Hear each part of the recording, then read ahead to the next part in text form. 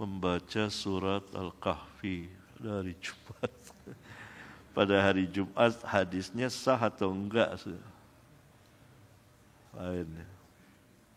Perlu dijawab?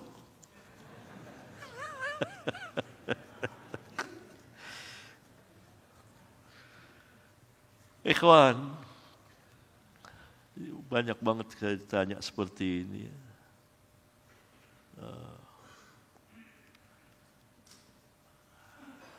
Hadis membaca surat Al-Kahfi pada malam dan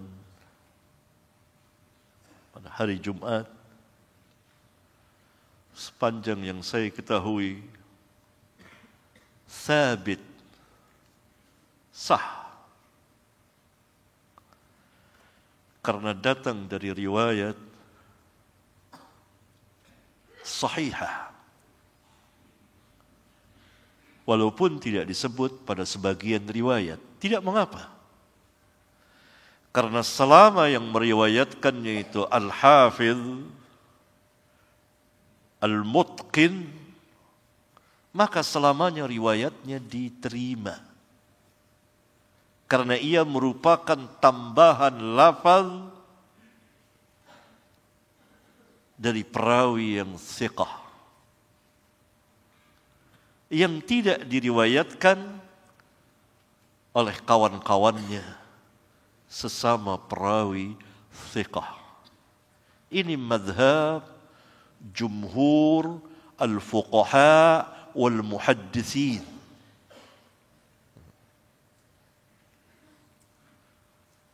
Ini kan yang bikin bingung, banyaknya pertanyaan, karena sebagian ikhwan menyatakan hadis tersebut dhaif, tetapi secara mujmal, kesimpulan, kalau saya tidak salah seperti itu ya, tidak dirinci mengapa lemahnya. Ini bingung. Maka bagi para pelajar seperti saya dan antum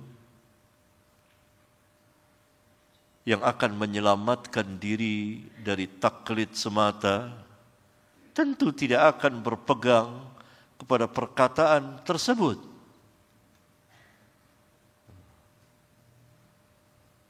Karena setiap celaan harus dijelaskan kenapa.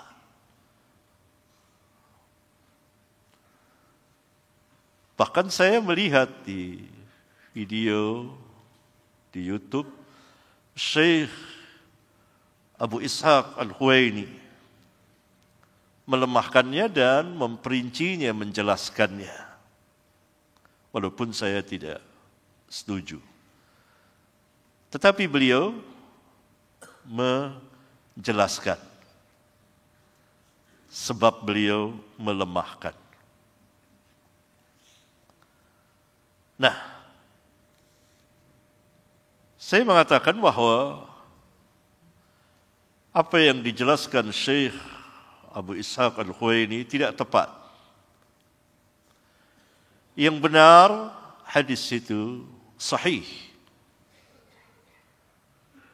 Maka saya sebetulnya sudah menulis ini panjang lebar di kitab Al-Masail jilid ke-14, masalah ke-701. Ya belum terbit tentu itu. Baru aja terbit 13. Itu saya panjang lebar. Seperti ini saya menjelaskannya. Ini tidak dapat tidak terpaksa karena begitu banyak pertanyaan. Saya harus sedikit tafsil. Ini menyimpang dari pembicaraan kita ya. Tapi enggak apa-apa ya kelihatannya ya. Perlu ya. Perlu ya.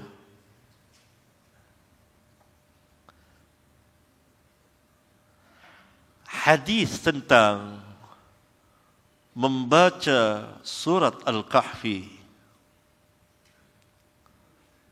pada hari Jumat Sanad itu beredar dari jalan Abu Hashim Ar-Rummani. Abu Hashim Ar-Rummani menerima hadis ini dari Abu Mijlaz. Abu Mijlaz, Mim, Jim, Lam, Zay, Mijlaz, menerima hadis ini dari Qais bin Ubad. Qais bin Ubad menerima hadis ini dari Abu Sa'id Al-Khudri radhiyallahu taala anhu.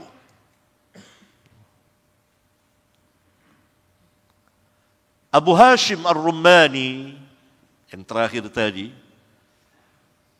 sampai kepada Qais bin Ubad. Itu para perawi thiqat dari perawi Bukhari dan Muslim. Yang meriwayatkan dari Abu Hashim Ar-Rummani ada 3 orang.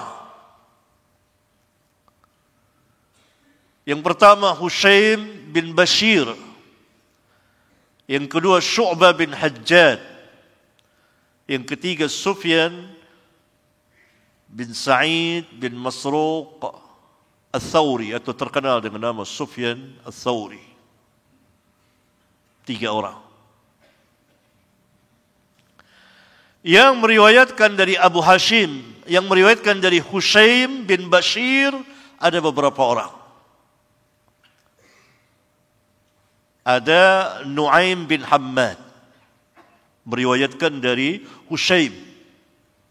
Al-lafaznya marfu' sampai kepada Nabi SAW, dan lafaznya sampai kepada Nabi SAW, marfu' sampai kepada Nabi SAW, dan lafaznya yang sangat terkenal. Man qara'a surat al-kahfi fi yawmil jumu'ati adha'a lahum minan nur bainal jumu'atain. Barang siapa yang membaca surah Al-Kahfi pada hari Jumat, maka meneranginya, cahaya meneranginya di antara 2 Jumat.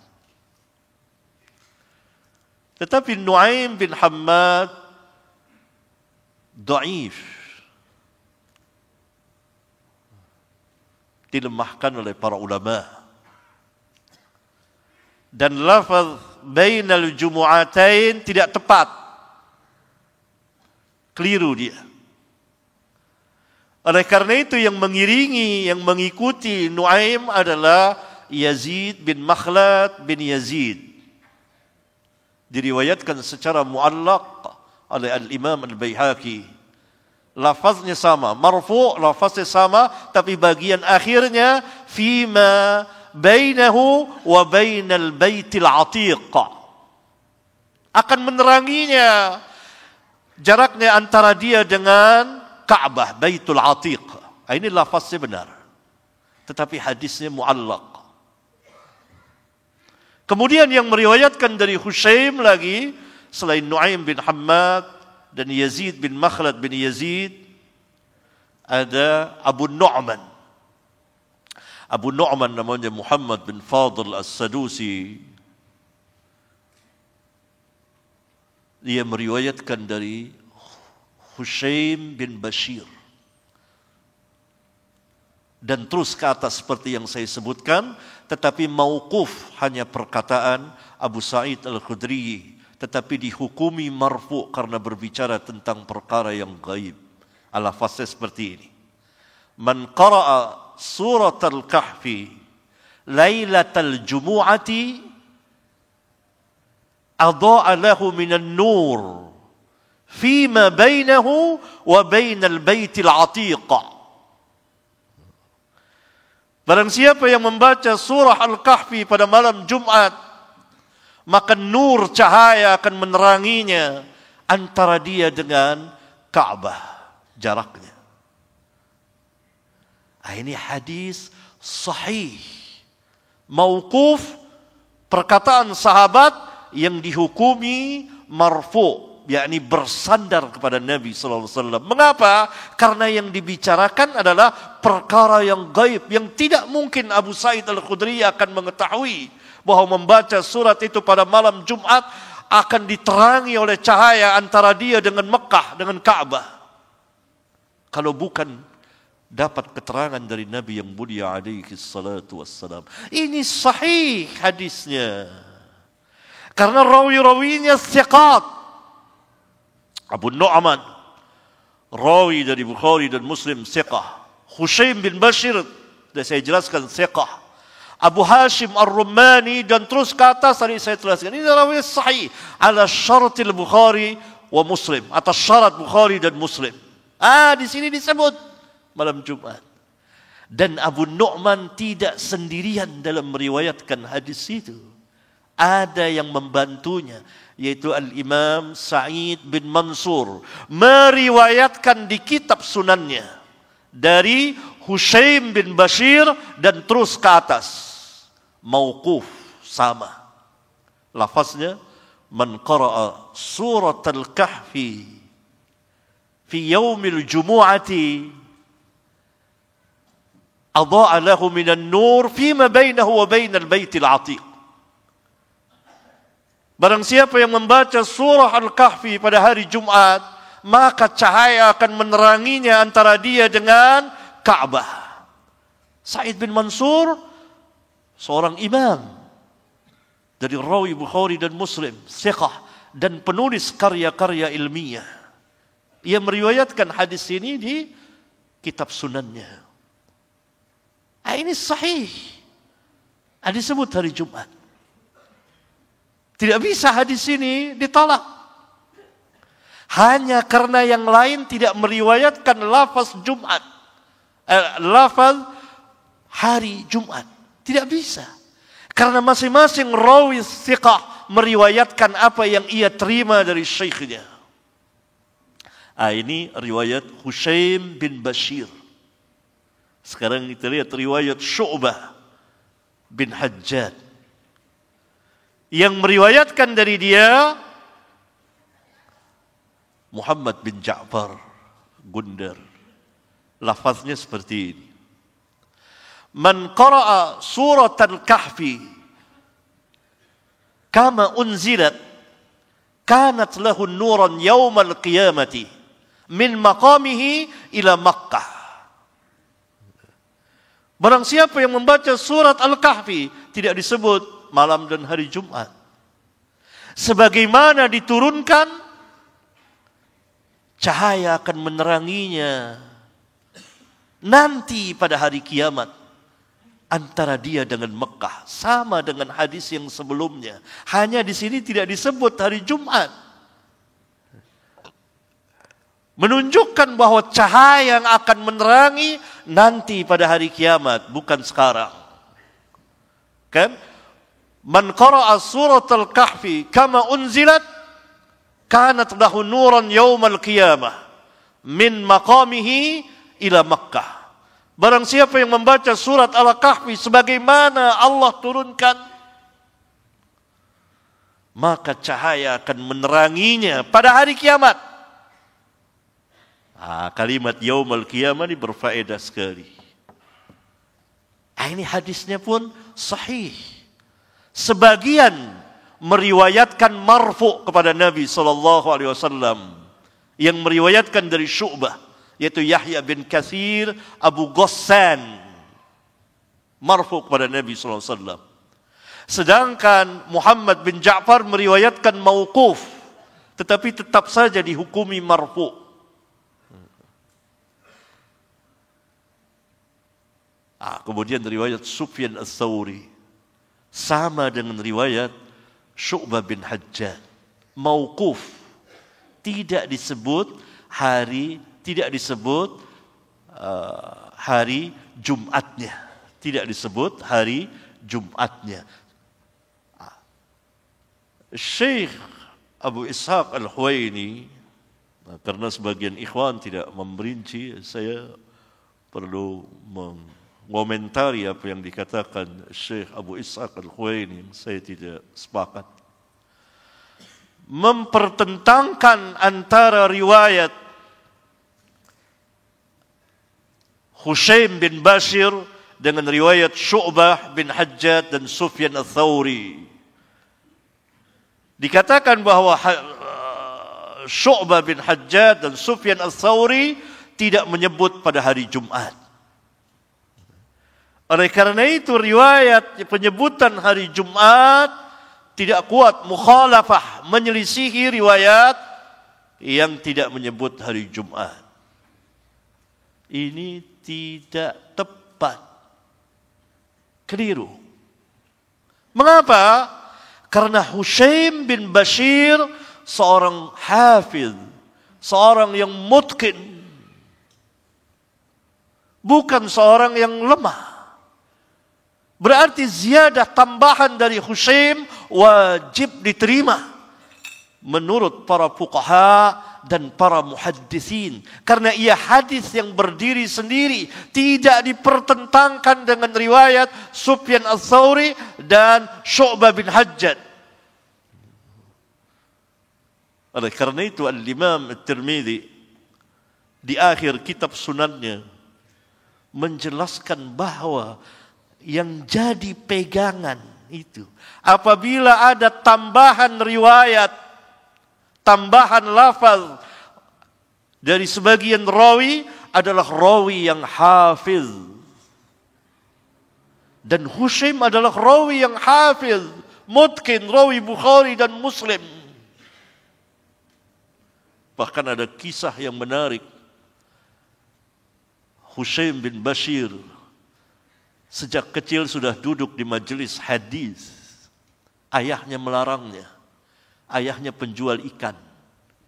Larang. Tapi Hushaim tetap duduk di majelis hadis. Suatu saat dia tidak hadir di majelis hadis. Maka guru besar di situ bertanya, kemana orang anak yang biasa hadir tadi? Diberitahukan dia sakit. Sakit, mari. Qadi ini, qadi besar. Mari kita jenguk, bangun semua. Jenguk Hushaim. Datang ke rumah penjual ikan ini. Lalu ayahnya Hushaim diberitahukan ada qadi datang ke rumah antum. Kaget dia, qadi sampai datang ke rumahnya. Saya ini orang apa kok bisa didatangi qadi? Hanya karena anaknya.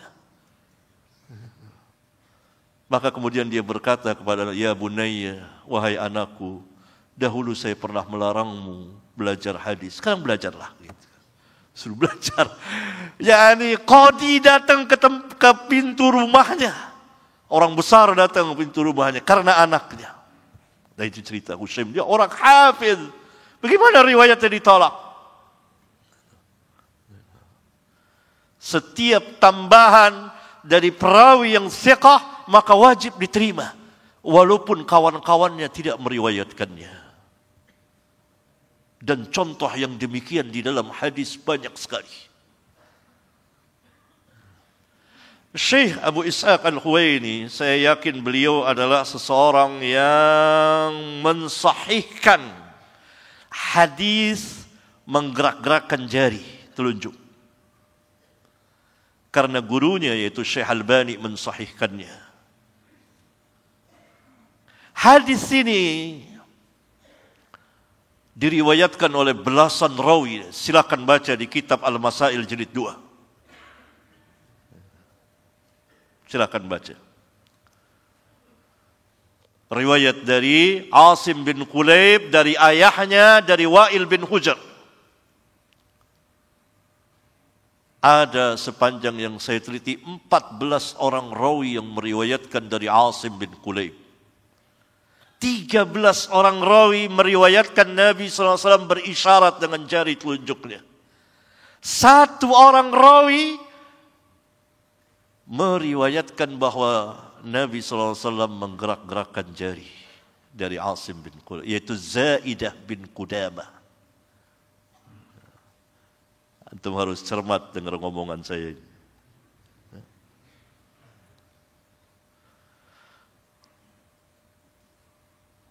13 orang rawi tidak memberikan ziyadah. Tidak ada ulama yang mengatakan bahwa 13 orang rawi ini menyalahi 1 orang rawi sehingga riwayatnya dhaif. Enggak ada. dari An-Nawawi sampai Albani rahimahumullahu ta'ala, tidak ada yang melemahkan hadis ini, termasuk Syekh Abu Ishaq sendiri. Padahal di antara 13 orang rawi itu ada imam-imam besar seperti Sufyan Ats-Tsauri, Syu'bah ada di situ. Ada Sufyan bin Uyainah, ada Abdullah bin Idris, ada Zuhair bin Muawiyah, dan lain-lain perawi thiqat. Bukan hanya 2 orang, belasan, 13 orang. Hanya Zaidah bin Qudamah yang meriwayatkan dari Asim, dari ayahnya, dari Wa'il, yang menyatakan bahwa Nabi SAW menggerak-gerakkan jari telunjuknya. Kenapa tidak dikatakan menyalahi? Padahal ini belasan, dan ini hanya 2. Kenapa? Karena yang diriwayatkan oleh Zaidah tambahan dari perawi thiqah. Kecuali dia tidak thiqah. Iya. Dia thiqah. Hafiz, mutqin. Dialah yang meriwayatkan menggerak-gerakkan jari. Hanya 1 orang. Yang lain meriwayatkan hanya berisyarat. Tapi disahihkan oleh ulama, enggak ada yang melemahkannya. Begitu juga riwayat Syu'bah dengan Sufyan Ats-Tsauri yang tidak menyebut hari Jumat tidak mengapa. Itu riwayat dia. Riwayat Hushaim menyebut hari Jumat wajib diterima. Tidak bisa dipertentangkan. Sebab kalau dengan cara seperti itu semata, maka akan banyak hadis terjadi mukhalafah, pertentangan. Menunjukkan bahwa rawi thiqat, hafiz, mutqin yang memberikan tambahan, dia mempunyai keutamaan dari yang lain. Ini kan kontradiksi antara 2 takhrij Abu Ishaq Al-Huwaini dengan tahrijnya yang dengan takhrij Usbu dengan apa yang dia katakan. Karena itu tadi di awal saya tidak menyetujuinya. Saya kira tidak tepat. Karena riwayat Hushaim bin Bashir tadi sahih. Mauquf dihukumi marfu'. Berarti kelengkapan hadis itu. Barang siapa yang membaca surah Al-Kahfi pada hari Jumat sebagaimana diturunkan Allah, maka cahaya akan meneranginya nanti pada hari kiamat.